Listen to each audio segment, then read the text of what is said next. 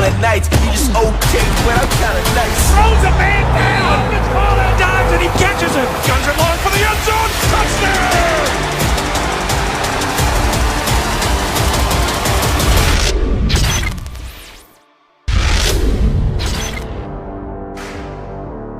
Red Rifle, let's go. What's going on, everybody? Welcome into First Take. Thank you for being with us on this Wednesday. Harry Douglas, back for more of this good stuff from Max Kellerman. Good to see you, sir. Good morning, Max. Good morning, Molly. Good morning, Harry. Gentlemen. Sharp as always. Thank you. Yeah, you do dress well. Guys, Andy Dalton is the starter for at least week one. Chicago's Bears coach Matt Nagy reaffirmed the team's decision to open the regular season with Dalton as the quarterback when he announced on Tuesday that Dalton will not play in Chicago's preseason finale at Tennessee because the veteran will be the team's week one starter. Instead, the Bears will start rookie first-round pick Justin Fields, who Nagy said should play 2 quarters on Saturday before giving way to third stringer, your guy, Max, Nick Foles. For us, it's all about him just getting better. So we just want to see him play hard and play well. And the variables are different, right? He's not out there with, just like Andy hasn't been out there with some of those one receivers. So all I want to see from him is just play a good game of football at the quarterback position, and again, keep the big picture in mind for all of us. Does that mean that his next opportunity, Justin's next opportunity, will be solely based on Andy's performance?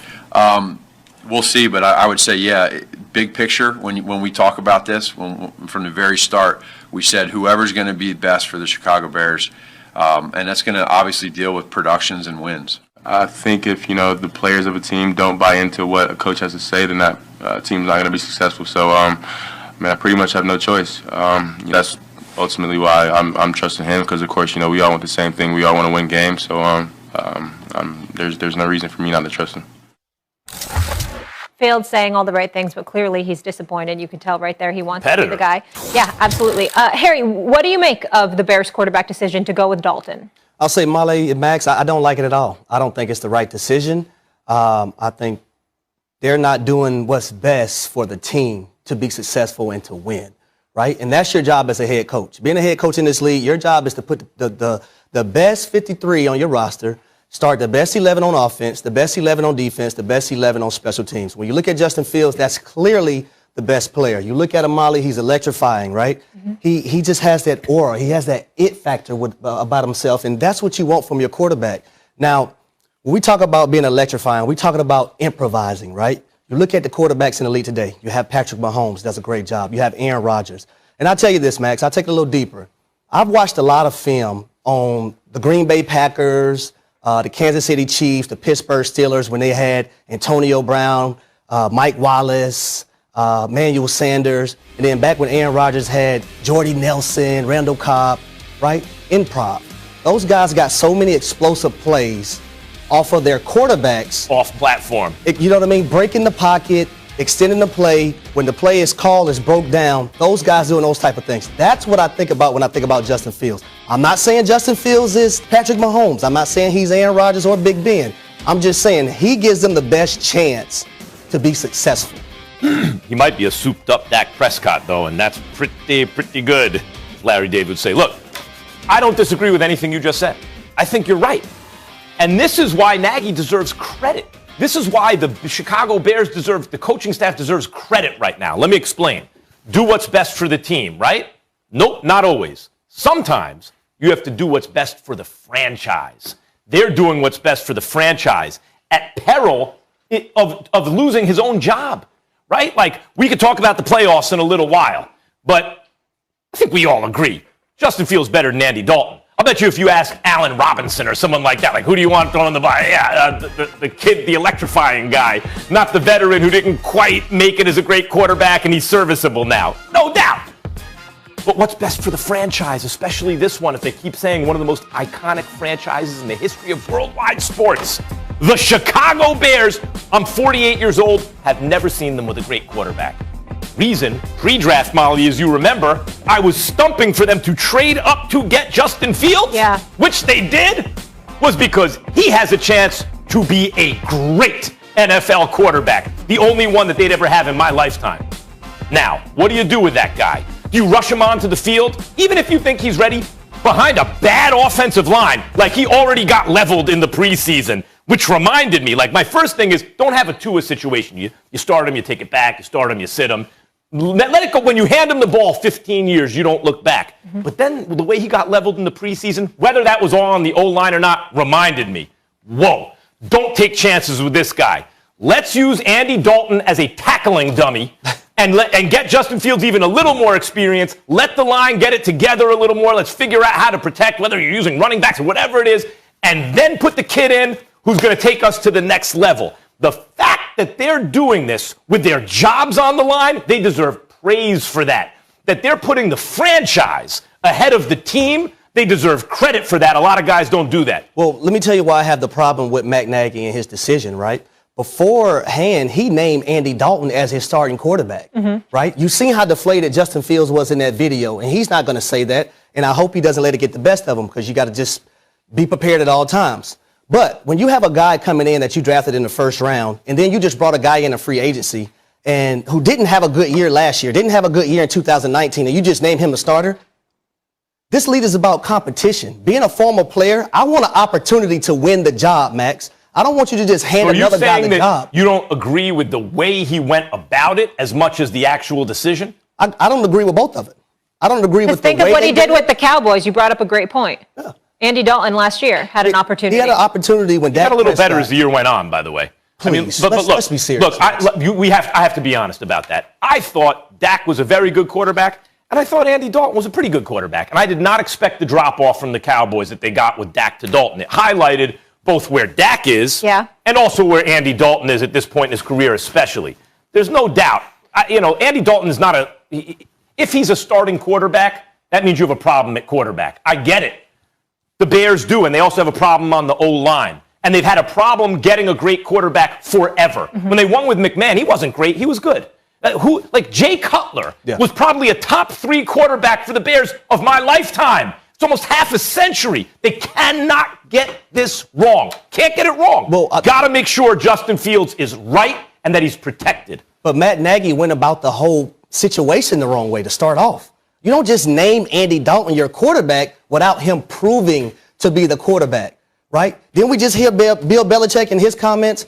Well, if we have a guy that's here, he's going to have to show me that he's better than the next guy. Well, Andy Dalton didn't show me he was better than anybody last year. He didn't do that in 2019. He threw 16 touchdowns and 14 interceptions in 2019.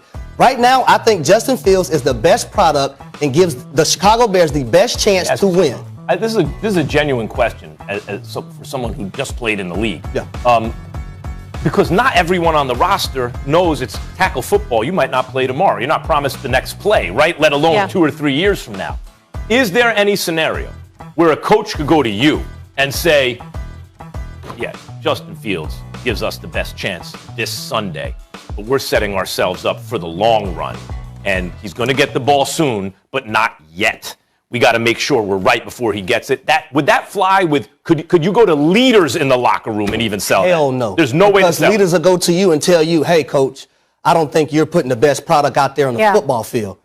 We need the best guy." Because now it's messing with the other players, and it's a win now. It's because Harry basically made it seem like Nagy made the decision regardless of how Fields played. That this is what it's going to be. He's going to sit behind him. Here's the thing. I get it's different. When the Giants drafted Eli way back when, right? Or draft and trade.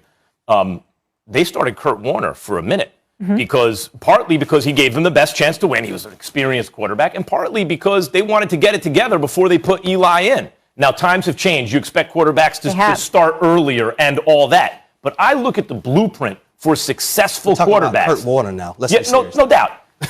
And Andy Dalton is not Alex Smith. But Patrick Mahomes started, I think, 1 game his rookie year. And then was the best quarterback ever his second year.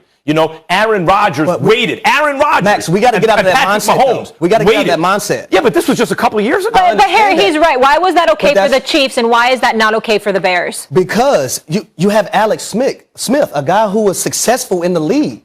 Andy Dalton hasn't been successful like that in the NFL. He's been to the playoffs. He's been to the playoffs. No, that's fair. What has he done in the That's playoffs? fair. Alex Smith's career was a little better than Andy Dalton's career. It wasn't like a whole category better. All right, well, let me ask you a question. If you got to pick two quarterbacks, Andy Dalton, Alex Smith, who you want as your quarterback on your team? I would rather have Alex Smith. Case closed, Max. Yeah, but not by Case a closed. country mile, by a little bit. Andy Dalton at his best was quite good. He was a good He's quarterback. smarter with the football. He's efficient. Yeah. He's a dual threat. Hold I on. would Yes take or no Alex answer. Smith. If Justin Fields was to play and start this season, would the Bears be in the playoffs?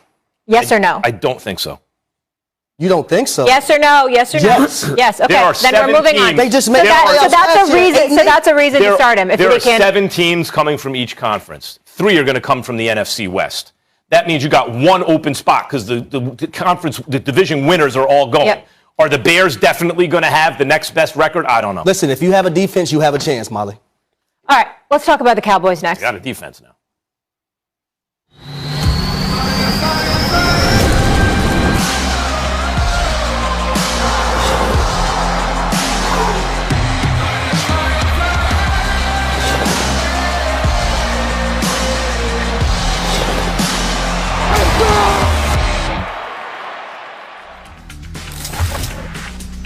Okay, so Dak obviously coming back from the leg injury he suffered week 5 against the Giants, and he's dealt with a shoulder issue of late. Jerry Jones, what's his status? Talk to me.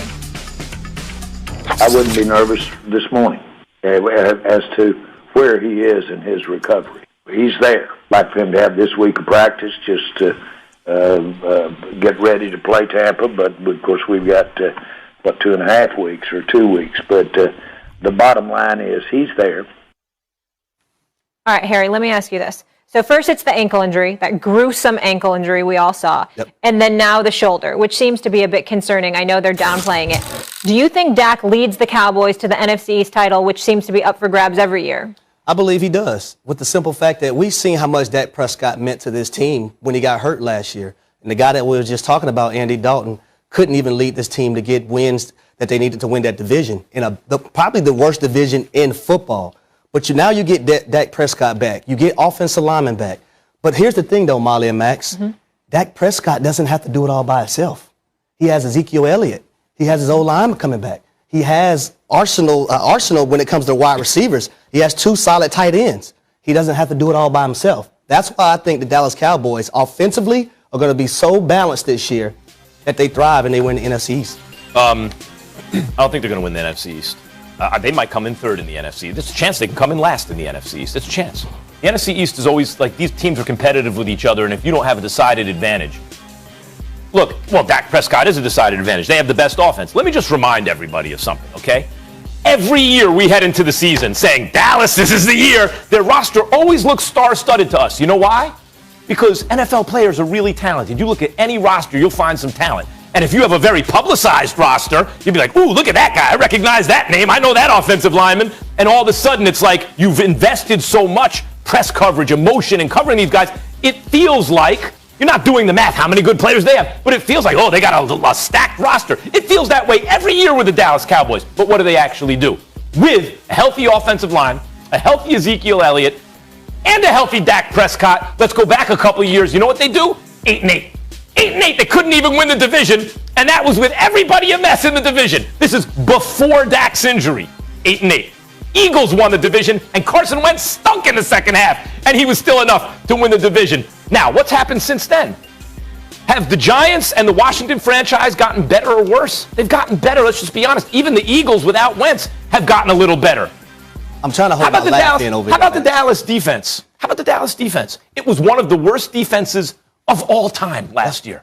So you want to take a team that hasn't been above 500 for a hot minute. I'm talking seasons and seasons. Who every year we look at them, oh, this is the year, whose defense was the worst ever last year, and you're going to say, oh, for sure, even though we acknowledge Washington and New York has gotten better the last couple of years, they have. And you say, oh, yeah, here we go, Dallas. You got the division again. Why? When was the last time they won it?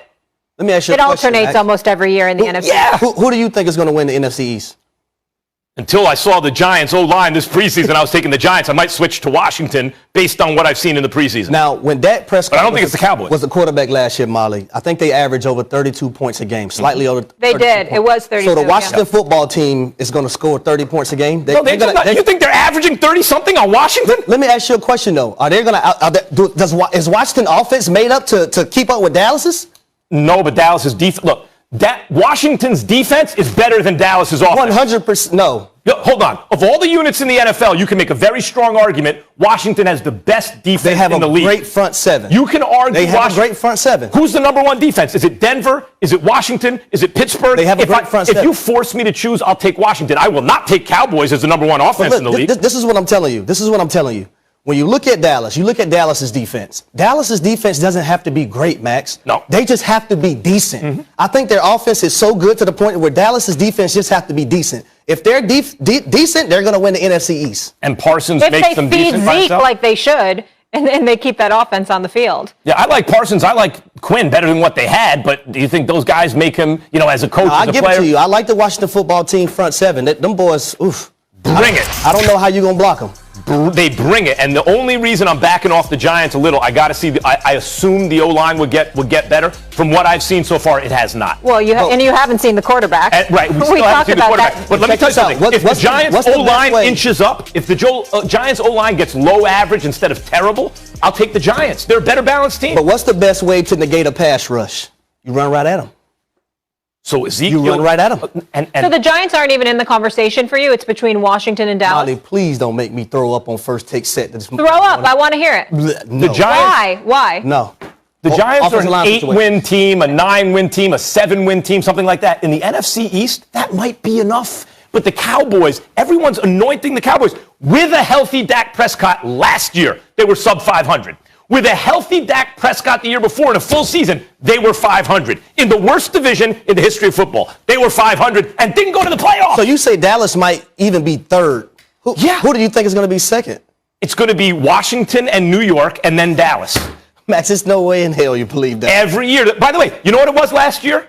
Washington, New York, and then Dallas. Didn't the Giants? Yeah, but obviously Dak only played weeks 1 through 5. Okay, so the year before. We can't go by last year. Fair enough. The year before it was Philadelphia, Dallas, and then it literally alternates every year. But Molly, didn't the Giants just have some offensive linemen retire? Yes. Oh my goodness! Come on, Max. Look, I'm not. You got me on the O-line. No fake. Joe Judge. They were already second in sacks allowed like a heck of a coach. Year. And then they had two guys. You don't believe in Jason Garrett? Come on. Yeah, Jason Garrett needs to stop running into loaded boxes and stuff. But look, you see this face. Look. The bottom line about the Giants is Daniel Jones was hurt last year. He was a solid mid-pack quarterback, even with the fumbles. Then he got hurt and he was terrible. He's a quarterback that relies on his legs, right? He hurt his leg. He was terrible. No Saquon Barkley. They get them both back this year. That will make a difference. I'm not saying the Giants will be great, but they won 6 games last year. What did the Cowboys win? 6 games last year. Like, people are acting like the Cowboys are something special because they have an offense that appears to be potentially top 5. Everything you're saying is factually correct, except we only had Dak Prescott for 5 weeks. And they were under 500. Yeah. And if you look at the last, so take those 5 weeks. This might be the funniest thing I've heard in the 3 days I've been here. Take the 5 weeks plus the 16 games the year before. That's a sample size of 21 games. They were under 500 in those 21 games. Barely, but they're about a 500 team. All right. So you have the Washington football team, the Giants, and then the Cowboys. That's how you have them finishing. That's right. Ooh, we're going to have to revisit this. Give me yours real quick. So you got the Cowboys? Cowboys, Washington football team, and then the Giants. No love for Philly. One quarterback battle has been settled, but a few still remain. Which yet to be determined starting quarterback race is the most tight. That is next. Plus, have teams really figured out how to stop Lamar Jackson? That's the report, according to sources. And wait until you hear Max Kellerman and Harry Douglas on that. Hey yo, rapping just a rap with in the jack. Mainstream took a hold of my soul, but I made it back, bringing it back to the roots on some audacious that. Quick takes. Okay, fellas, I need your counsel, or rather NFL coaches do. Let's discuss these quarterback battles. Max, what is your advice for Kyle Shanahan, who has tough decisions to make between Jimmy G and Trey Lance? Well, I don't know how tough the decision is to make here. This is like the Alex Smith, Patrick Mahomes thing. except in this case, Alex Smith is super injury prone. Let's not forget, Jimmy Garoppolo, one pass away from winning the Super Bowl. You play him till he gets hurt, and then you have Trey Lance. He's had some injuries as well. Denver has a battle. Harry, what is your advice for Denver's Vic Fangio? Well, Coach Fangio, it's not hard. It's very more simple than what you think it is. You see Drew Lock last year escaping the pocket too early, not getting through his reads the proper way, throwing interceptions. You bring Teddy Bridgewater here. So now Teddy Bridgewater is there. He's in. Just all you got to do is let him thrive. Bridgewater ain't going to mess it up. No. He might not win it for you, but he ain't going to mess it up. Quick takes, Max. Cam is missing some time, giving Mac Jones some room to play. What is your advice for Mac Jones this week? If you haven't already, get vaccinated, brother, because Cam left the door open for you. I think that Mac Jones doesn't need advice as far as I can see. He, Justin Fields, these guys are coming pro-ready nowadays. All right, here's Bill Belichick on both Cam and Mac. Take a listen. The fact he's not here, does it change your view of where things stand at that position? Yeah, we'll evaluate everything the way we always do, based on the information we have. Big opportunity for Mac Jones this week. I mean, everybody, we all figure it together. He did give us something there. Is it a big opportunity for Mac Jones? It is, and that was definitive, Max Kellerman. So tell me this, what is the most significant quarterback battle? Because we've had some great ones this preseason. This is the best one. But if you ask me what the most significant one is, I have to go with San Francisco. Because the Patriots are my dark horse as a Super Bowl threat, right? San Francisco can't qualify as a dark horse. The last time San Francisco was healthy, Shanahan designed the play. It was a Super Bowl win against Patrick Mahomes and the Chiefs. It was a Super Bowl win. Just got to hit Sanders, and he missed.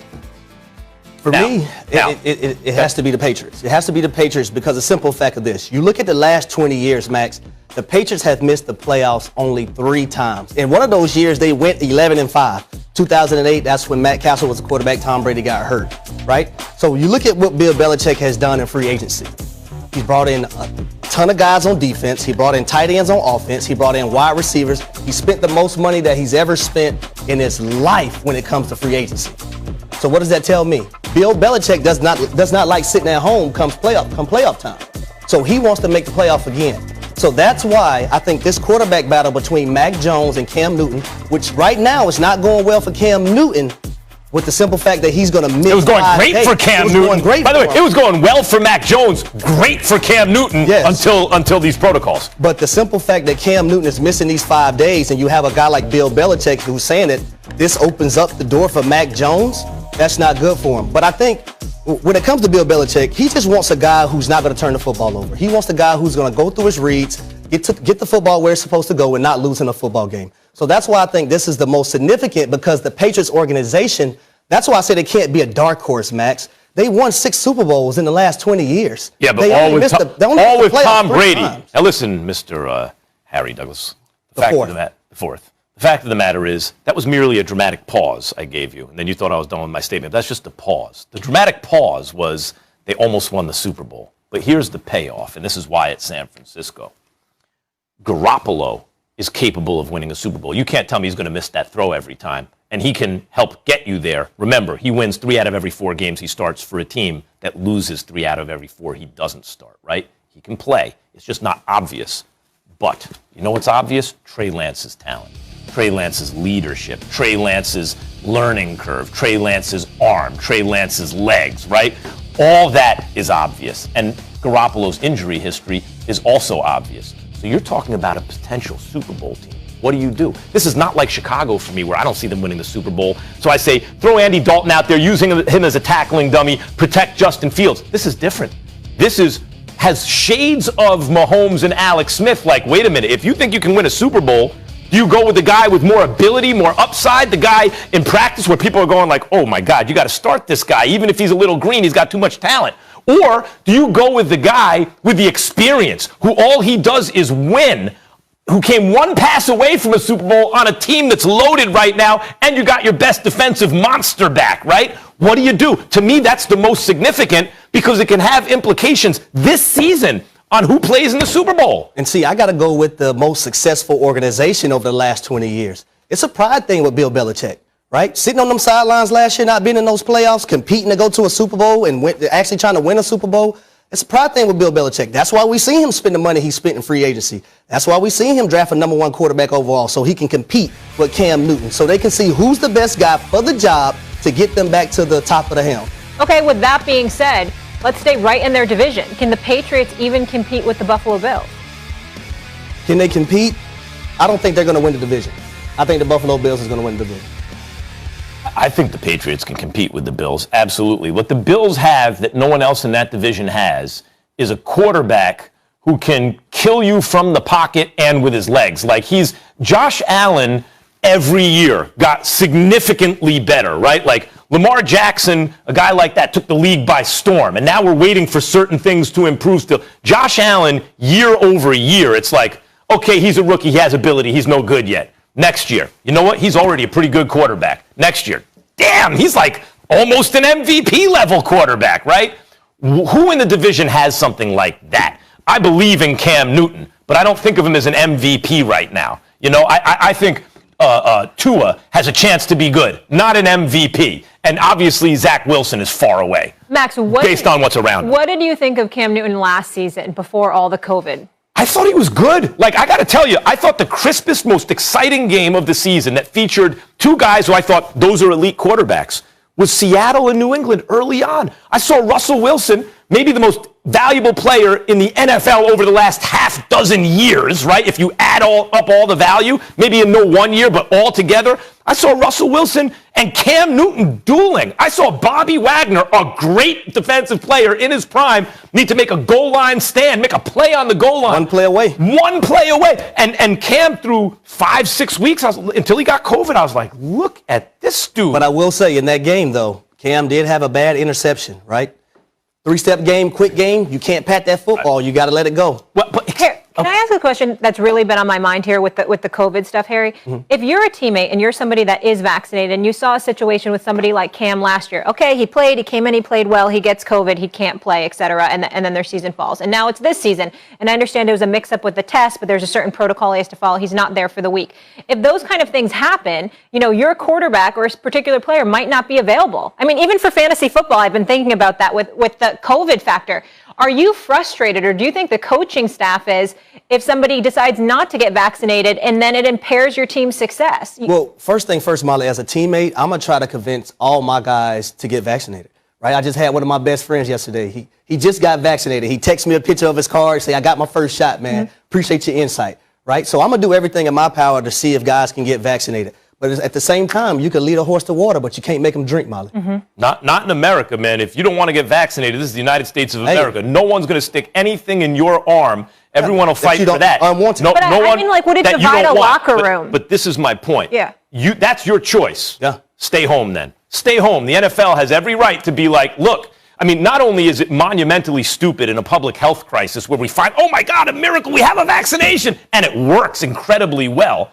But also people are reacting to misinformation and disinformation, sometimes put out intentionally to trick you to do the wrong thing.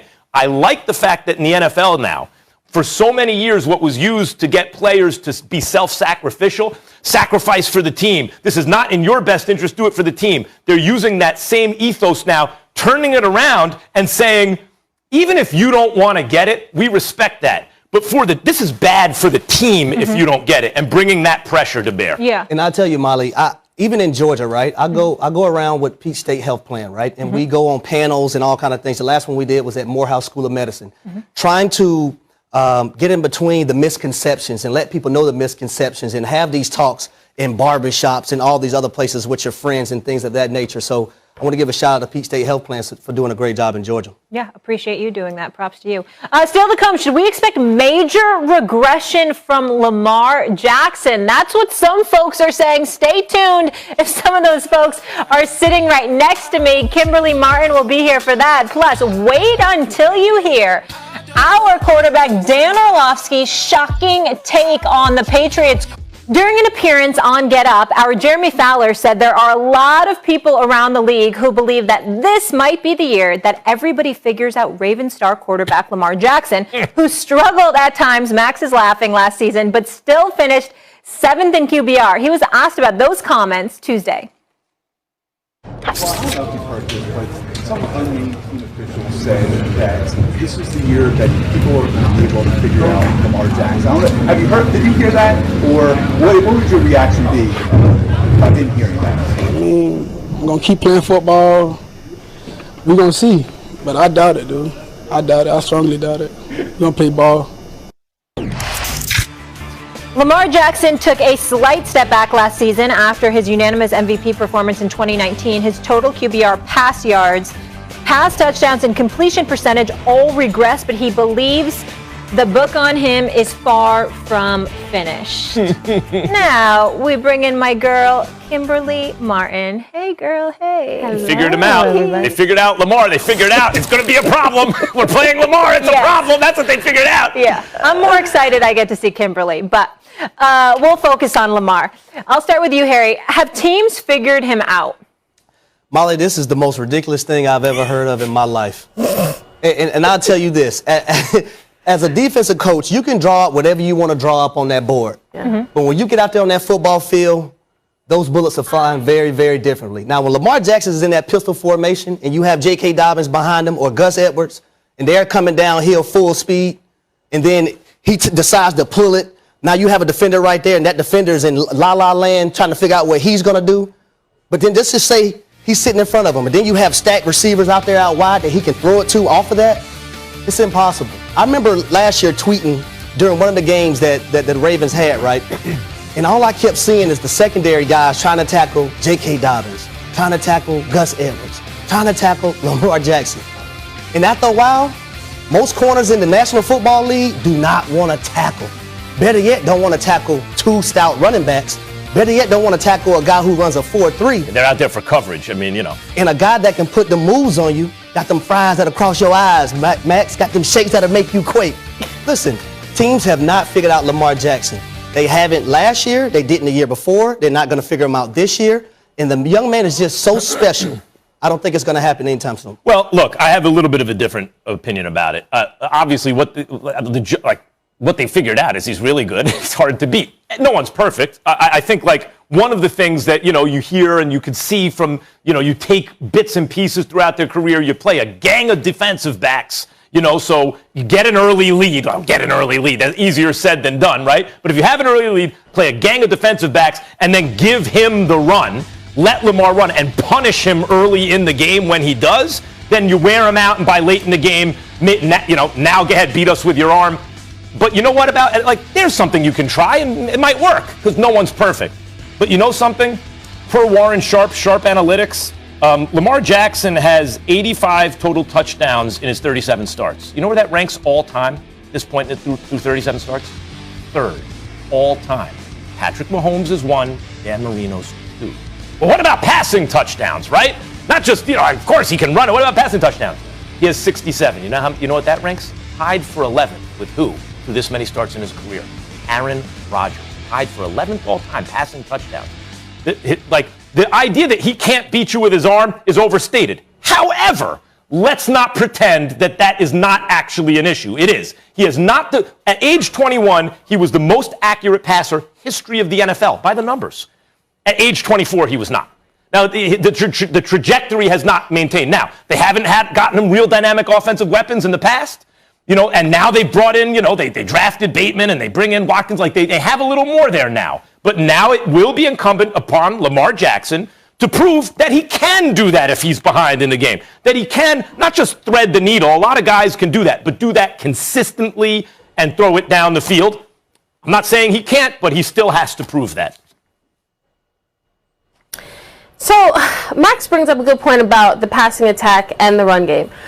When I heard this report, my eyes got really big because I was like, people are actually saying that. Now they just giving Lamar some bulletin board material for him to cut you up some more.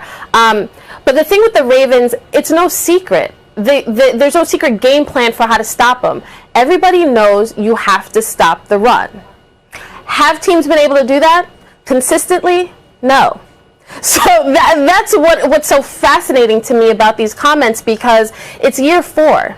Usually defensive coordinators, coaches will say, give me a couple games, give me 3 games. You give me a whole season, yeah, that next year I got something for that QB.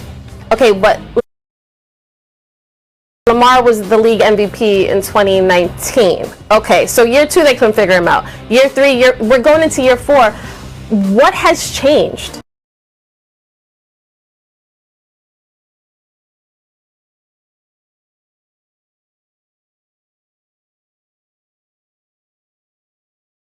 Everybody knows that. Yes, they have issues with the passing attack. Yes, they've tried to address the wide receiver position. Yes, they had Des Bryant, and they brought in Sammy Watkins, and they're really excited about Rashad Bateman, but guys are injured. It's an issue. Max is right. But to say that you can figure out one of the most dynamic QBs to play the game, and it's year 4, and you haven't been able to do, like, every year the guy's been in the league, he's made the playoffs. So I'm trying to make the math add up, more than that, make it make sense. It's more than that. Just he's been in the playoffs as a very, very, very young player. He was a deer in headlights first half. It's the worst you can ever see a quarterback. Second half, he was better. Then the next year, he played pretty well in the playoffs. Not perfect, but he played pretty well. And then last year, he won a playoff game. It's not just that he's in the playoffs every year. He's getting better in the playoffs every year. But I do think if you play a whole gang of defensive backs, right, not only are you encouraging the run, but you also have speed on the field to deal with Lamar Jackson running the ball. And if you can really lay it on him early in the game, doing with that strategy, then maybe you could. There's no quarterback is foolproof, and that includes Lamar Jackson. Max and Kimberly, I think the most fascinating thing for me is the simple fact that every team that's going into a game and playing Lamar Jackson in that offense know that they're going to run the ball 100%, and they still can't stop it. But you want to know why it's probably more difficult? What team's most backup quarterback or scout team quarterback can run and move like Lamar Jackson? Nobody. So you can't even mimic it in practice. Of course not. You can have guys trying to read their keys, but when you have a guy with that athleticism, it's not going to get done. Okay, so what if you get behind in a game, right? You get behind in the game and you can't pound the rock. You got to get some points up. Do you trust how confident are you, I'll put it this way, Harry, in their passing attack? I'll say this. Am I confident that Lamar Jackson can be a better passer? Yes, I'm confident. Now, I think the thing is that issue is on Lamar Jackson, Greg Roman, and those receivers. Collectively, they have to do a better job of emphasizing the pass game, because that's my MO. If they get down big in a playoff game, can they come back? We've seen it happen in 2019 with the Tennessee Titans. They got down big in that football game, Max. They couldn't come back because that wasn't their MO. So I think they have to emphasize the pass game more and work on it so they actually can if the situation arises. Well, once upon a time, to hoodwink people into thinking that, well, first of all, this was basically a racial thing. It really was cutting against black quarterbacks was like, I think, a lot of the impetus for this, even though I don't know if people were aware that's why they were doing it. But the idea was, don't use your legs if you're a quarterback so much. And why was it really? Well, when you break it down, it's because if you can always pick up that first down with your legs, it's too tempting, then you never develop in the pocket. And that's BS, as we can see from this modern NFL. But it doesn't mean just because it's largely used in a bad way that there's no truth to it. Yes, you're right. When you can pick up 1,000 yards with your legs, you've had less opportunity to get a feel in the pocket and throw the ball, right? You're going to be less experienced in that way. And what Lamar has to prove this year, it's not like anyone's off the hook here, including Lamar, is okay. Brought in some weapons. This is what people are saying. Can you get to be better in this facet of your game? It's year 4. And that's the challenge for him. Yeah, because, listen, I covered a lot of AFC North games last year. And even in the preseason, heading into week 1, the Ravens, they're all talking about Super Bowl. They're like, we've got a Super Bowl squad. They have not won a Super Bowl with Lamar Jackson as quarterback. Can they? Of course. But to Harry's point, they've tried to address the wide receiver position. They have tried. It has not always worked. When you think about, but when you play the Ravens, you know that they're going to try to gash you with running backs. Like, that's what they're going to do. That's their MO. So they can't stray too far away from their strength. But you need to be able to see this team take that next step. You need Lamar to at least prove that consistently, it's not just hitting Mark Andrews, it's hitting other guys, because we all know Mark Andrews is a beast. Like, it's about hitting other guys. And now these comments, don't think like Lamar doesn't care. He may have shrugged that off like, I don't think that's true. That's up here. he's not going to forget that. So congratulations, everybody. You just made Lamar mad. You So lit a we'll see what fire. happens. I guess kind of what I was asking there, and you guys did answer my question, but is there enough talent in terms of the weapons?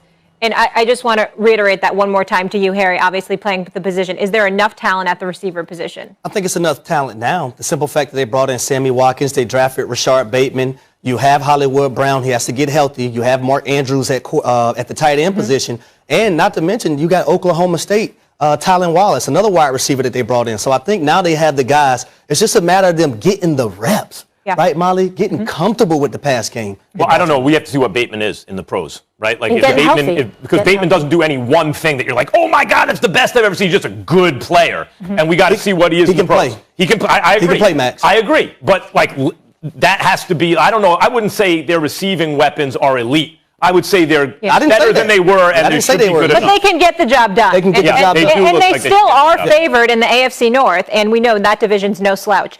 All right, Kimberly, thank you so much for being with us. And do you want to hear more from Kimberly? Yes, you do. So you can check out the First Take, Her Take podcast, Shout to the Ladies, alongside Elle Duncan and Charlie Arnold. New episodes drop every Wednesday. You can check that out on Apple, Spotify, or the ESPN app. That's a Love lineup me right there. some good girl talk. Okay, guys, our resident quarterback, thanks, Kim.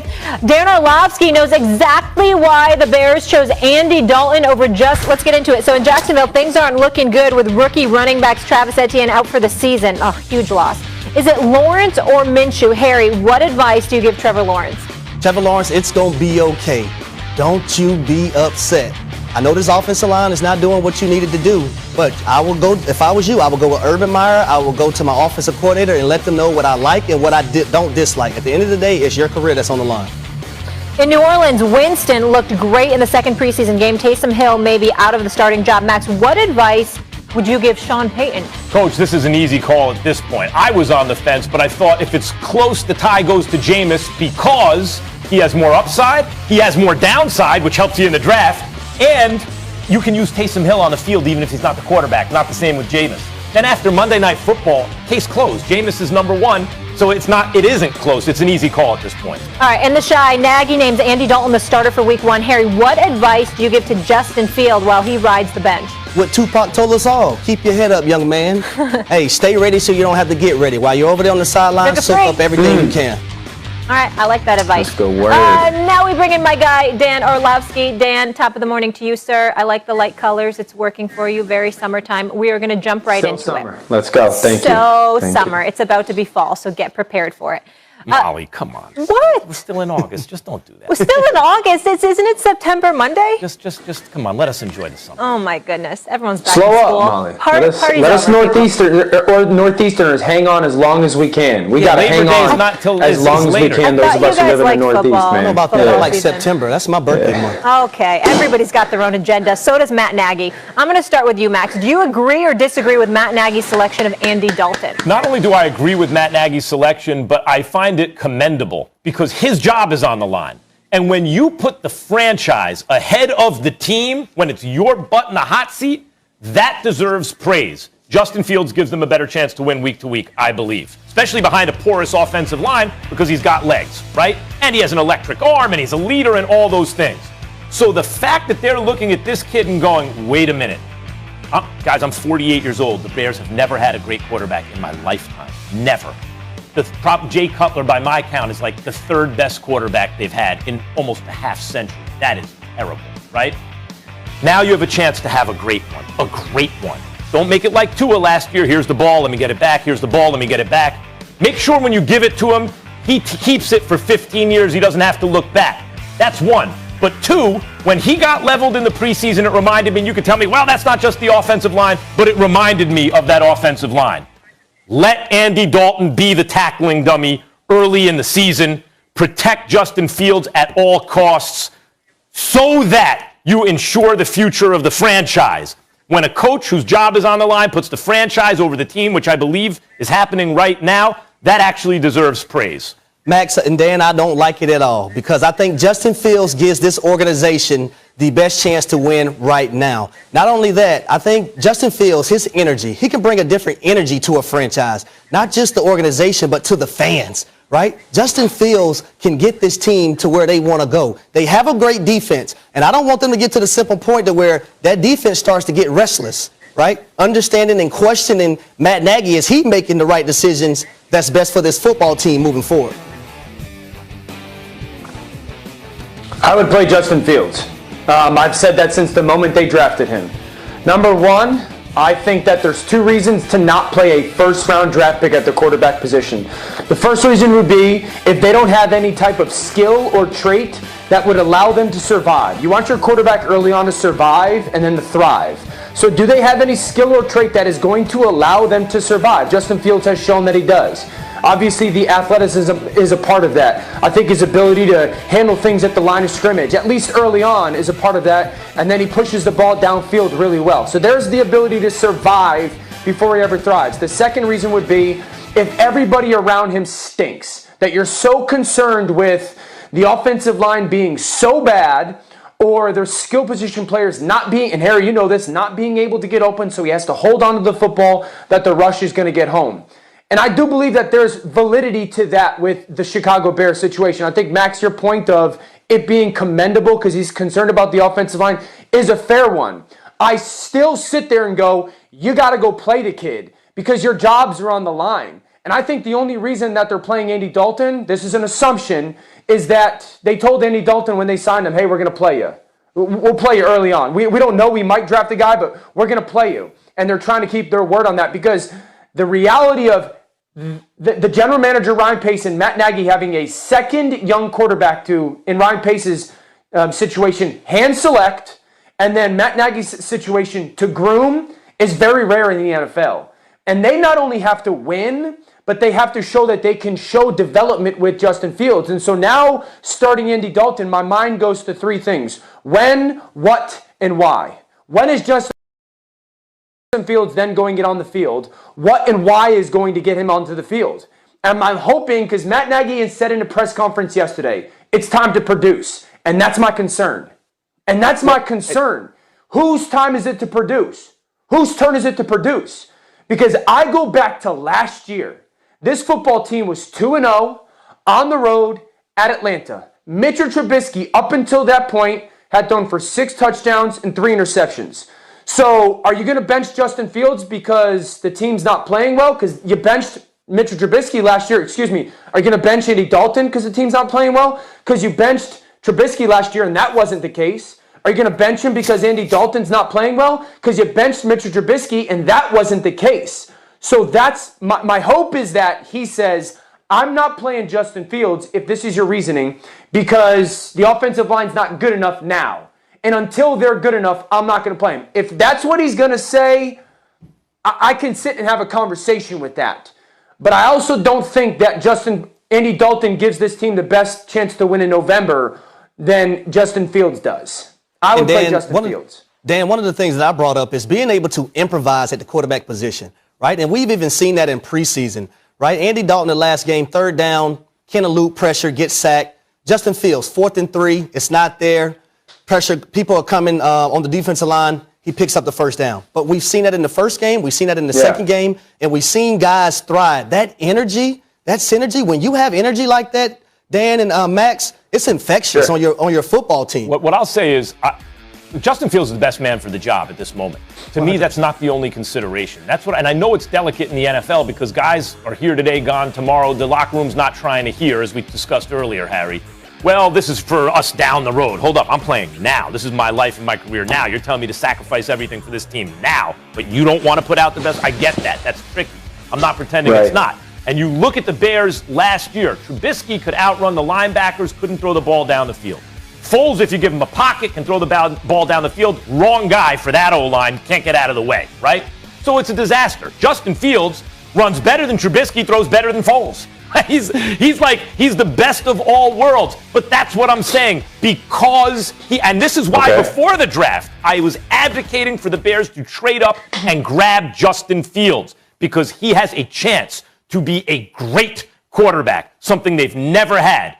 I would not risk it behind that O-line early in his rookie year. Yeah, but Max,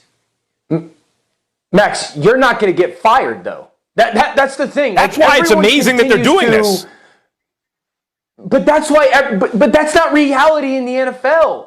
Everyone continues to talk about this situation without the context of the situation.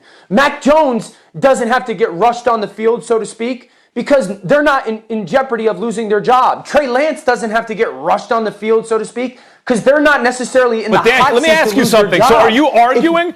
So it sounds to me like you're arguing it's a foolish, selfless decision by Nagy, right? You're arguing it's foolish because he's being selfless. Yes. He should be selfish and put his own self-interest over the long-term interest of the Chicago Bears.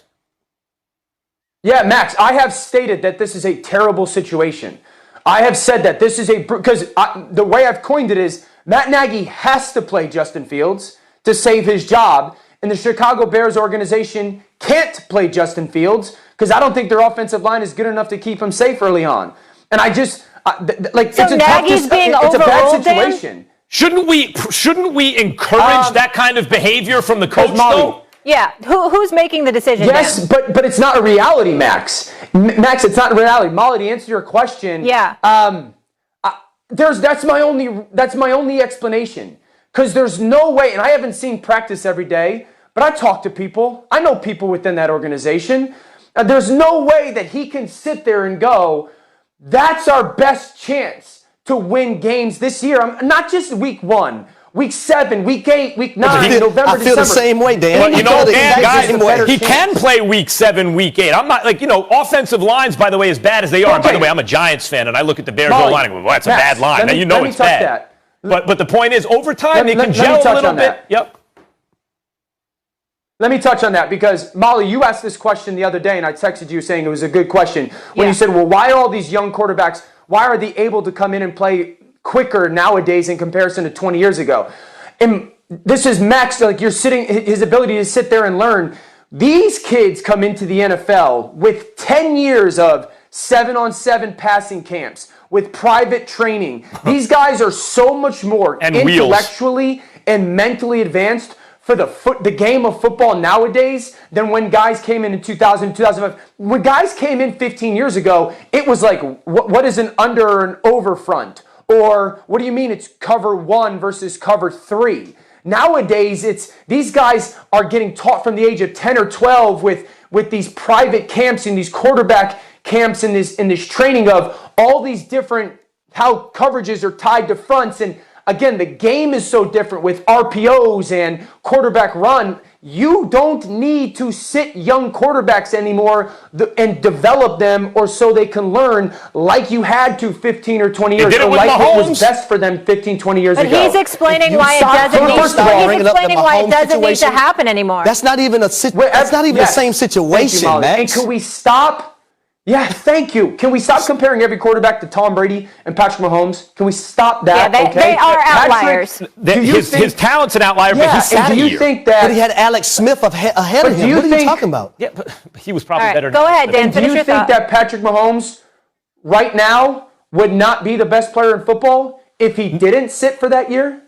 No, but I will say this. I imagine he was better than Alex Smith. He probably gave them a better chance to win in his rookie year than Alex Smith. But as a result of sitting that year, he was probably better in his second year than he otherwise would have been. That's fair. Because he sat. That's what I'm saying. But it's not a necessity. And it's not needed. But, maybe not for Justin. Wasn't going to get fired if they lost. Dan, not for Justin Fields, you're right. Maybe for Trey Lance more than Justin Fields, right? Because Justin Fields looks closer to being a finished product, to me at least. But if Justin Fields had an offensive line that was mid-pack, I would be with you. When he got leveled in preseason, it reminded me, oh my God, that's right. You can get killed out there behind those guys. Well, that's one of the things I want to talk to Dan about. Dan, when you look at this Chicago Bears team last year offensively, right? They struggled on the offensive line with protections, making the right calls against the blitz. So I would think going into this year, the offensive staff would emphasize those things so you don't have those mistakes. So I'm trying to think, should I put this more on the offensive staff or should I put this on the players? Because if everyone's not on the same page and you don't emphasize that, then what are you going to be? Yeah, I think it's a good question. Put it on the offensive staff. They get paid. That's their job. Specifically, the offensive, whatever group handles the protection communication, offensive line and quarterbacks coach. It's their job to make sure that people understand what the plan is, and then can you go and execute that plan. That play that you guys continue to talk about, that's a fair play. I've also got evidence, go on my Twitter page, of Justin Fields on the road at Penn State, going up to the line of scrimmage, changing the protection, seeing the blitz, throwing hot for a touchdown. So it's not the inability to do it, it's just being given the tools to go do it. Coaches' jobs are to go, what can you and what can't you do? Listen, protections are difficult. I'm not going to argue that they're not. But we make them more complicated than they need to be. It's either and I broke this down on NFL Live. When you watch that guy go in motion during that play, the play where he gets his helmet knocked off, you watch the guy go in motion, it's like listening to a newborn baby cry. Not a single sound is made. Not a single sound. You watch them and you listen, you're like, there's no communication. That's on coaching. Because I would sit in that meeting room the day after that happened and I would go, what the fudge are we doing, fellas? What are we doing? Because it's either the offensive line controls it and then it's on you, or quarterback, you control it and it's on you. But for both units to be quiet, that tells me coaching. One thing we all agree on, I think, is Justin Fields is the best quarterback on the team. No doubt. Yeah. And Dan, thank you for explaining why these young rookies can start right now out of the gate, because that was on my mind for quite a bit. I wanted to ask you about Mac and Cam. We don't have time for that. I'm sure you'll be getting into that with NFL Live. And I also want to say that David Goggins book behind you, so good. Everyone at home should get that. How good is it, right? It's about a story of a Navy SEAL. It is incredible. We will leave it there. All right, Dan, we'll talk to you soon. See you on NFL Live. Has there ever been a better crop of wide receivers in the NFL at one time? We'll force Harry Douglas to pick one. Julio healthy, he a dog. Julio can do it all. They try to put me down, but I'm still on top. A lot of amazing wide receivers in the NFL, but only 5 can make the list. So we go to former NFL receiver Harry Douglas, who obviously played for the Tennessee Titans and the Atlanta Falcons. Who are your top 5 wideouts in the NFL, sir? Molly, my number 5 is going to be Stephon Diggs, a guy that I know is hard to press. He has the speed, he has the quickness. Not only that, he has reliable hands, and he had a chance to be a number 1 receiver with the Buffalo Bills. Now, at number 4, I have a guy named Tyreek Hill. Now, before I seen Tyreek Hill play, I played with a guy named Devin Hester. Devin Hester was the fastest guy I seen with a football in his hands. Until I seen Tyreek Hill. Now, I'm not going to just sit up here and say that Tyreek Hill was faster than him. I'm just going to say they both have the same amount of speed, which definitely can't be taught, Max. Tyreek is a receiver. Yes. Tyreek is a receiver. He's not just fast. He can do it all. He's explosive, and we see what he means to the Kansas City Chiefs offense. Now, at number 3, this is where it gets real interesting. DeAndre Hopkins, a guy, I think out of all these guys, DeAndre Hopkins might be the most reliable, right? He's a guy that you can just throw the football up to, rely on him to catch it. We see the Hail Murray right there, D-Hop doing his thing, and I think he's been consistent. Now, number 2, this is where it gets real interesting, Max. I have Devontae Adams. We talk about release game. His release game is unbelievable. He's Aaron Rodgers' favorite target. Devontae Adams has produced the last few years. He's a guy that Aaron Rodgers is going to go to in any situation. Now at number 1, come on, Max, don't look at me like that. It's no surprise. I have Julio Jones, a former teammate. Not only do I see Julio doing the things that y'all are showing on the screen right now, I had the opportunity to play with him and see him in practice. I've never seen a guy with his size, with his speed, with his quickness, and can get in and out of breaks like no other. So Julio Jones is my top receiver, baby. I like the fact that you put Julio Jones 1. No one does that right now. And so much of your production in the NFL is your circumstances, your surroundings and everything. But when I think of the top receivers in the game, a couple of years back, the 3 were AB, Odell, and Julio, whatever order you want to put them in. I don't feel like the current crop is quite on that level athletically. I feel like those guys were, oh my God, am I watching the best guy I've ever seen? Devonta Adams, Michael Thomas, when he's healthy. These guys are great receivers, of course. But I'm just not sure that Julio Jones, AB, or Odell are past their primes even. You know, I got to see AB in a full season. He looked pretty good. I think he's the best receiver on a team with 3 great receivers. I got to see Odell back on the field, you know, for a real team trying to fit in. Yeah, but healthy for a season. That guy was otherworldly. And Julio Jones, you're right. Julio Jones in the right situation, maybe still. So I hear you. Tyreek Hill, I love that pick because he's like one of those dudes. Like, I'm looking at somebody different. Listen, I'm looking at somebody athletically different. You want to know what a DB says when they see Tyreek Hill lined up in front of him? Oh, damn. Here we go again. Here we go. What You happened can't to coach Antonio speed. Brown? He just fell off?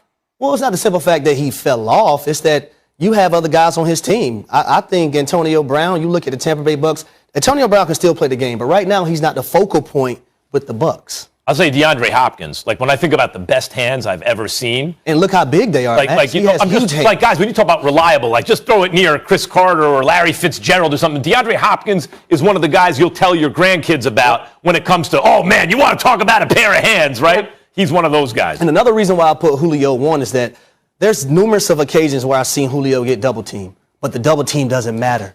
He still makes the play. What regardless. doesn't Julio do? Julio's kind of the perfect receiver. If you're looking for a perfect receiver, locker room, media, size, speed, like any category you want to check, Julio checks every box. But it's so much of it is the scheme you're in, the production as a result of that, how your team's doing, and the perception. Can you avoid injury? I'm just saying, if those 3 guys that I mentioned are healthy, we may have a very different view of the best receivers. Odell, AB, and Julio. That's really what I was going to say. I was agree with surprised that. that you didn't mention Antonio Brown, Odell. But one thing I'll say about all 5 of these guys, you know what they can do? They can play outside. They can play inside. They can move around. They can play off different platforms when it comes to the being on the actual football field going against DBs. Let's stay with this. Best receiving tandem, Max.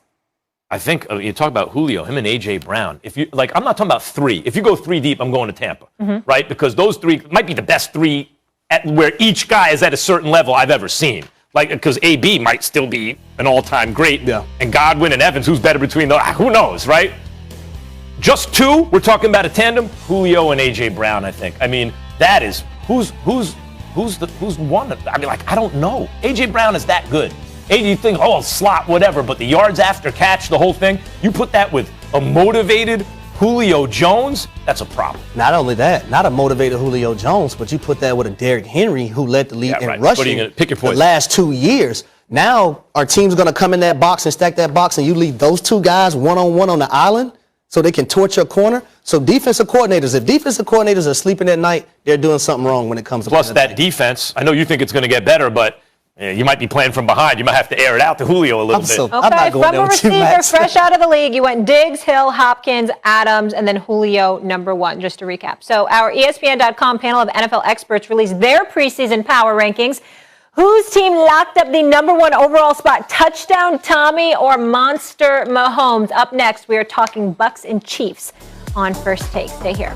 Devontae Adams is everyone's pick, if you're being fair right now. I don't know. I think you should have showed Odell and AB some love, but that's you. Molly, I don't have to show nobody love. By the way, rankings were recently released on ESPN.com, and last season's runner-up, the Kansas City Chiefs, took home the top spot, followed by the defending Super Bowl champion, Tampa Bay Buccaneers. The top 5 is rounded out by the Bills, the Packers, and the Matt Stafford-led Rams. Is anybody ranked too high, Max Kellerman? Well, I'll leave that to, I know you have some feelings about that, Harry. I'll leave the overrated to you. I have one I think is underrated. I'll tell you, if you didn't beat the champs the year before, I don't see how you can be #1 in the rankings, right? To be #1, you got to beat #1. What did we see last year in the Super Bowl? We seen the Tampa Bay Buccaneers defeat the Kansas City Chiefs. So with that being said, I think the Tampa Bay Buccaneers should be #1. Not to mention, though, Max, they bring back all 11 starters on offense. They bring back all 11 starters on defense. That's 22 So I don't know who's making those rankings, but if you want the Kansas City Chiefs to be #1, tell them to beat the Tampa Bay Buccaneers. That's they're legitimate. the defending champions. Look, that's legitimate. It's not like they just barely beat the Chiefs. They shellacked them. However, going into the game, it was obvious the Chiefs were going to have problems because they were missing both their starting tackles. That's not the Tampa Bay Buccaneers' fault. It's not. Injuries happen. It's not, but we have to reevaluate every year. And the way they've addressed the offensive line, I mean, you could not do better in the offseason, not on paper. You got the premier left tackle on the market. You got the premier left guard on the market. The quarterback's blind side is fixed. Mahomes' foot is better. Like, you could not have done a better job addressing it. So I hear you, but I wouldn't say that's the biggest mistake here. I think the Niners are underrated. I think the Niners have a low ranking here. I agree. Bosa coming back, he is an animal. He's a beast. I know we're not supposed to call athletes animals and beasts, and it's dehumanizing. Everyone knows what I mean. But I've seen him knocked down on a play, clawing to get to the quarterback. Like, he's not. It's both Bosa brothers are awesome, and certainly San Francisco has an awesome one. He's back. That front, that changes everything on the front seven. And then at the moment, you have a healthy Garoppolo. As I said, you can pencil in for Garoppolo a 750 winning percentage for this team. They're a 250 winning percentage team when he doesn't play. But this time, if he doesn't play, they got Trey Lance. I think 10's a little low. Now, I'll say this. When you look at the 49ers and you look at the rest of these teams, where will you put them? Because I will put the 49ers right now at 4 ahead of Green Bay. That's a whole... I can't put them ahead of Green Bay because I think Aaron Rodgers is going to be on a mission this year. And I think he's playing with the most complete team he's played with maybe in his career, but certainly it's up there. And I know we're going by a year basis, and I know this year is 2021, but what happened to the Green Bay Packers the last 2 times they played the San Francisco 49ers? Do you remember? No, in the regular season? Or regular season and playoffs. They couldn't stop the run. Yeah. They couldn't stop the run. So by the way, a lot of teams have a problem stopping the Niners' run. Yeah, you're right about that, but I wouldn't put the 49ers at 10. I don't know who made this list. Putting them at 10 is just ridiculous. I agree. It's too, but that's the one glaring one. I think they got the list pretty good. Other than that, I'd flip-flop the Browns and the Ravens, but I think the list is more or less right. I think the Browns are the class of the AFC North. I would put the Seahawks 10. Yeah, I agree because of the defense. Yep. You could put Seahawks to me or Titans. Well, Titans Do you think the Browns are the class of the AFC North, not the Ravens? I agree with that, too. Yeah. I think the Browns are going to win the AFC North. I know this is boring because I don't think Baker Mayfield's as good as Lamar Jackson, but I think he's good. But when Pro Football Focus is rating the offensive lines, and they're like, this graded out as the top run-blocking offensive line. It also graded out as the top pass-protecting offensive line. Every year you got a top offensive line. It is almost never number one in both. It's number one in both. And then you have 2 running backs who are both awesome running behind that offensive line. And then you're getting 2 tight ends, 2 wide receivers. And then you're getting 2 of everything. Beckham Jr. back. Odell Beckham Jr. totally motivated to save his career. And they got a defense. You know what I love about the Browns offensive line? So I had an opportunity to have Jedrick Wills Jr. and Jack Conklin on my show, a YouTube show called the HD Connection, right? And on the field, these are 2 of the nastiest guys you will ever see. But on the show, and off the field, they're 2 of the nicest guys that you would ever meet. So I actually had a chance to play with Jack Conklin in Tennessee, and he's just an awesome guy, man. They also improved on, I know Clowney, the reputation is, Clowney's always been very good against the run. Tad McKinley, too. They got him from Atlanta, former first-round draft pick. That's right. And when you're lining up opposite Myles Garrett, that's going to help you get to the quarterback because you're going to have to devote resources to Myles Garrett. You talk about one-on-ones, Mac. You're going to get one-on-ones across the board. They got You know what else they got a lot. Interesting? We're going to talk about both your teams. They got the secondary coming back. Atlanta Falcons and the Giants. The Atlanta Falcons I gotta bring that up. At 23 ahead of our Giants at 24. I think what has happened with the Giants... Now the list knows what it's talking about. I think what's happened with the Giants is the same thing that happened to me. We assume the line can't get worse. They were the worst offensive line in football last year. I'm on the Bears, but really the Giants probably had the worst offensive line. Gettleman, every year the GM, we're going to hog mollies, we're going to fix the offensive line. They haven't gotten any better in 3 years now. I was assuming, maybe I was wishing, they got to get better than last year, right? Now, then you watch preseason and you go, same old thing. And I think, but if the line gets better by 20%, I'm telling you the Giants will be slept on. Every other part of the roster, including the coach, you go, okay, they can play defense. They got a lot of skills positions, guys, who can really, who are explosive, right? They got a lot. They have a no-name, their defense, really, when you look at it, it's not Washington, but that's not an average defense. It's above average. And it comes down to Daniel Jones, who gets Saquon back, who has his leg back, right? If the line holds, the Giants will surprise people. Well, I'll say this about Atlanta. I think their success offensively is going to be predicated off their offensive line because of who their new coach is, and Arthur Smith, and what he wants to do. He wants to run the football. So if this offense is only going to go as far as the offensive line allows it. So if they're great, the run game's going to be great. Now the play action game could be great, and now Matt Ryan could be great. And now these tight end sets that Arthur Smith is going to use, especially 2 tight ends, 3 tight ends. Calvin Ridley finally could be a number 1 receiver. If their offensive line can be right, I think the Falcons could be decent. The Falcons season to me is a referendum on Matt Ryan, though, because they didn't move on. They doubled down. They brought in a couple offensive linemen in the draft. They brought in maybe the best offensive player at his position in the draft ever, or like one of it ever, right? Like they are trying to give Matt Ryan every chance. See what he can do. Breaking news, it was announced this morning that the Rams have acquired Sony Michel from the Patriots for 2 conditional draft picks, one in the 5th round, another in the 6th. The addition of Michel will help fill the void left by Cam Akers, who tore his Achilles working out before the season. That was a devastating injury, especially how well he was playing towards the end of the season for LA. What does this trade mean for the Rams, Harry? I'll say it tells me a lot about Sean McVay. He understands what's the window for the Los Angeles Rams, right? And that window is right now.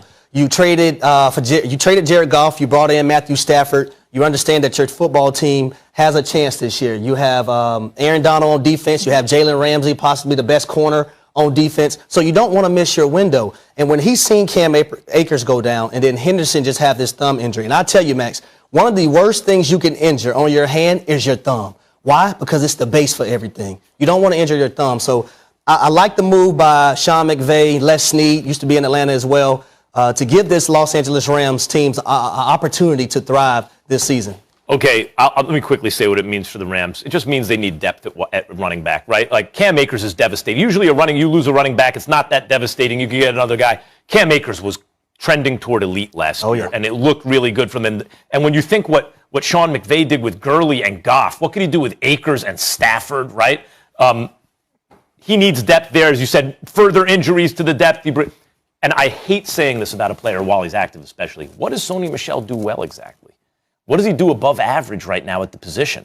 You know, to me, this is a much bigger commentary on the Patriots. And this is the reason Tom Brady's not there anymore. Tom Brady restructuring the deal, constantly restructuring his deal. Okay, go spend my money. You're not getting me anything because you're not getting me anything in the draft. The Patriots spent a first-round pick on Sony Michel.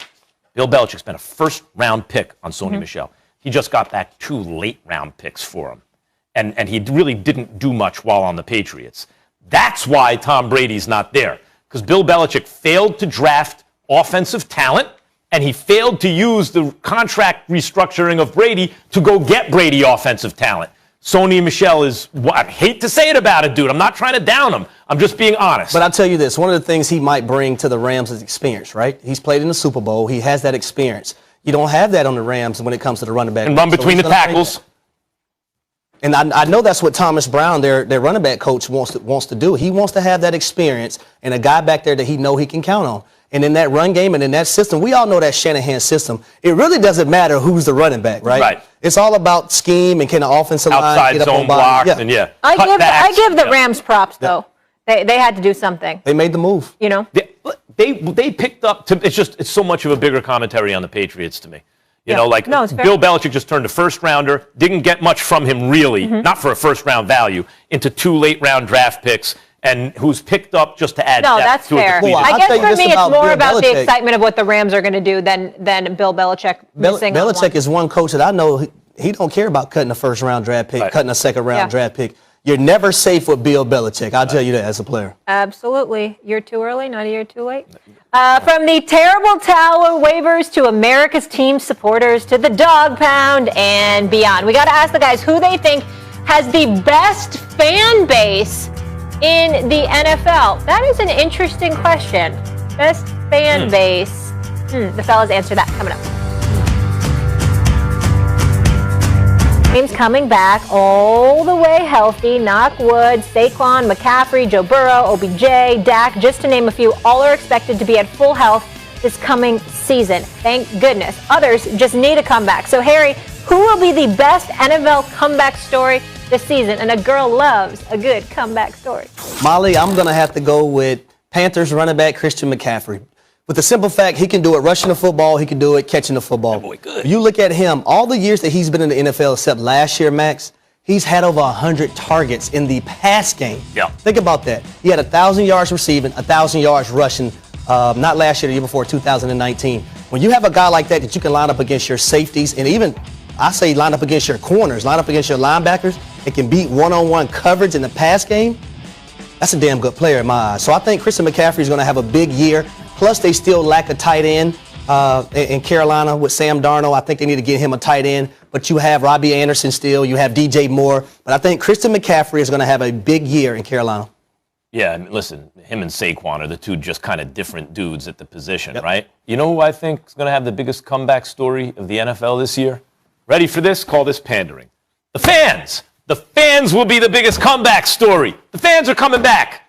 You know, knock wood, everyone, the vaccinated and get the cards and all that kind of stuff. But what a difference that's going to make. Like, think about, we could take it for granted. It's kind of happened gradually, right?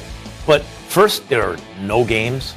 Then there are games with no fans, very few fans, and now we're getting back to like regular NFL football for the first time in 2 years? Yeah. This is amazing. And in terms of players, look, there were a bunch of people on that Wait, before you go to players, are you saying that because it's feel good with the fans, or you really think it's more of a competitive advantage? No, I think it feels good. Yes, it's also an advantage when you're at home and your fans are there. No Their question. Their environment is just so different. Go to Arrowhead, see what I mean. There's some places that are really loud. It's a tough place to play. Yeah, I'm quite sure. No, I'm talking about the feel-good Got it. stuff. I didn't know where you were going with that. Fans coming back beats even Bosa coming back for the Niners or Odell for the Browns. Yeah, the fans coming back. I like that one, Max. And shout out to the fans for making this game so lovely. This game is nothing without fans. And we've seen that last year. Did the NFL get through the season? Yes, they got through the season. But even players will tell you, with fans in the stands, it makes everything better. It gives them a little bit more MO, too. Yeah, it's something without fans, but it's better with them. Exactly. Okay, so with that being said, let's go there. Which team has the best fans? What city has the best fan base in the National Football League? And we know NFL fans, they don't play, Harry. Molly, I'm going to go with a 1A and a 1B. I'm sorry, I got to pick two. My 1A is going to be the Pittsburgh Steelers. I'll tell you, being able to play at Heinz Field and seeing those towels roll around and fourth quarter comes and they're singing that song and everybody in the stadium is singing. It's more like a culture. It's a culture up there. But my 1B, and I'm sorry, Atlanta fans, I'm going to have to do this, but it's the New Orleans Saints. That's a place that I love to play because their fans were so rude to you when you came in. And, Max, I can't even repeat half the stuff that was said to me, but I tell you this. They didn't say saintly things? Every time I got an opportunity, I made sure I said some things back, I'm Max. surprised. I would have thought Southern hospitality down there. Well, you can check my mic'd up. I was mic'd up against the Saints one time. Yeah, no, but it's Saints Falcons. And I was able to give them a little quiet down. That's Falcon right there talking about Saints fans and vice versa. That's Atlanta, New Orleans, that's a rivalry right there, Molly. Yeah. If you talk about out of market too, Cowboys and then the Steelers, right? You're talking about national fan bases, but that's not what we're talking about here. I'm talking about in that town, right? I would say, let me give you my 1C, my C, or my 3, 2, 1. Okay, I'll count it down for you real quick. I think the Browns come in third for me. No, they don't sell out all the time, but they have had nothing to root for in that town for decades. And that dog pound, once the team left, grassroots got the NFL to give them back a team called the Browns. They have to have an honorable mention. Then I'd say the Chiefs, because I just was mentioning, Arrow, that's the loudest place in the NFL, probably. I mean, you tell me. That's what you can see it. I would say number one for the local fans is the Green Bay Packers, which I think also is really America's team. That is middle of the country, owned by the fans, the team of Vince Lombardi, the frozen tundra, Facenda's voice on the frozen tundra. It feels like football. And in that neck of the woods, the Packers are everything. The Packers are every other franchise in the neighborhood times 1,000, right? Those Packers fans are, and yes, and they have a national following too, but in their hometowns, I would say Packers number one. Molly, I got to go one more. Can I give one more, Molly? Yeah, I got one. The Buffalo Bills. Bills Mafia? To go to a Buffalo Bills game. I think they might trump everybody. A Monday night football game against the Patriots with my buddy Ed Sipple. Yeah. When we're outside tailgating, when it's about 20 degrees and I'm looking at everybody like, when are we going inside the stadium in the suite? And they're like, we're not going in for about 2 more hours. So I had to suck it up. Put in real work. I had to stay suck it up. hydrated. No. I was going to go, and maybe it's because I grew up in Connecticut, but when you grew up where I was, the New Haven area, more Giants and Jets fans, I think it's New England. I think it's just Boston fans, period.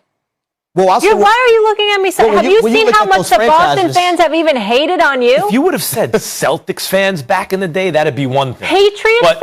Patriots fans, that's a recent Try phenomenon. growing up in Connecticut. I'm just saying, Patriots is still recent, excuse me. It's been 20 years Yeah. building it. I get it. And I'm a couple years younger than you, but you know what I mean? So it took them a long time to make the Patriots relevant compared to the Celtics, I don't know. Or the Red Sox. The Red Sox are bigger than the Patriots. Are you kidding? Boston fans? They were for a long time. The Boston area, when you think about hockey, you think about the Bruins, the Red Sox, the Celtics, all of it. the Boston Patriots. fans are crazy fans. BC is a hockey factory, Small right? nugget. Y'all probably don't know about me. What's that? I'm a Boston Bruins fan. Boston Bruins my number one team. The Predators, Nashville, my number two. I got a Bergeron jersey in my Brother, car. you're just a sports fan. I mean, watch it all, man. Yeah. And hockey is way better in person than it is on TV. No doubt about it. No All right. doubt about it. Yeah. Do you want to talk about baseball? Because I can indulge you now. I know you only ask. Baseball. In case everyone wants to know, Little bit of every meeting, Max is like, "Oh, have you seen what the Yankees are doing?" Back in the day, we used to talk about baseball. All right. So Max's Yankees. We used to lead around the horn back in the day every day with baseball. Here we go. That's what I hear every day. A ninth inning scare from Harry's Braves. And Max, let me ask you this: what's your reaction to the Yankees winning 11 straight? Well, they were left for dead, right? And then Cashman made a couple of deals to bring in some athletic left-handed power and some defense to go with the left-handed power. It's worked, and that pitching staff finally started getting straightened out. They have a guy, Luis Gil, he throws 100 miles an hour. First player ever, first 3 starts, 0 runs, 18 strikeouts, right? They got to send them back down to the minors. They have too much starting pitching right now. The Yankees could mess around and win the World Series this year. That's what I was worried about with the Yankees. When I put them up against the Dodgers, the Giants, the Milwaukee Brewers, the Astros, I was worried about their pitching. I know they have Garrett Cole. I was worried about what about after him? Tyon and all those guys. I'm worried about Chapman because Chapman almost gave that game away last night to the Braves. But you look at the Yankees, you look at their lineup, they have guys that can do it on a consistent basis hitting. Molly, when you have guys that can hit the game of baseball, but let me tell you one thing would be crazy, Max. If we get the Yankees versus the Dodgers in the World Series, but then you come around and you get the Brooklyn Nets versus the Lakers. Lakers in the finals. One thing you won't have to worry about in the NFL, it won't be Rams and Giants. Now you're not going to be worried about your Bruins and Predators. Guys, we got some breaking news into First Take now. Adam Schefter just reporting this, that apparently the Jacksonville Jaguars have made their decision. Some of these quarterback battles coming to an end, and it is official that number 1 overall pick Trevor Lawrence will start week 1 versus Houston. Max? This is a little bit bizarre to me. I think for some of the same reasons that I'm arguing Justin Fields should sit, maybe you could also sit Trevor Lawrence. It's not like that line is great, the coaching's been great, and Gardner Minshew hasn't done any better than Trevor Lawrence. I don't know that he's been worse either from what I've seen. Actually, if I were the Jags, and I started out thinking, give the ball to Trevor Lawrence, it's going to be his team. Based on what I've seen in the preseason, maybe I would use who is going to be the backup, a veteran guy who can play a little bit as a tackling dummy, the same way I'd use Andy Dalton, instead of putting Trevor Lawrence in harm's way. Trevor Lawrence also does not look to me like he's processing the information very quickly yet. So I might wait on Trevor Lawrence. This may be a mistake. I agree with that, Max. The simple fact that Trevor Lawrence, I don't agree with it, that Trevor Lawrence is processing the information very well, because you look at everything he's doing when he's trying to look downfield. Everything is moving too fast for him. Yeah. Right? Moving too fast. So he's not getting the ball to places that he needs to get it to at the right time. But as far as sitting him, you can't sit him. He's the number 1 overall pick in Jacksonville. Jacksonville, the city was waiting on this. The owner, Khan, was waiting on this. Urban Meyer was waiting on this. Keep letting the fans decide. But I tell you Keep letting the fans in the locker room decide. You're going to get Justin Fields and Trevor Lawrence hurt.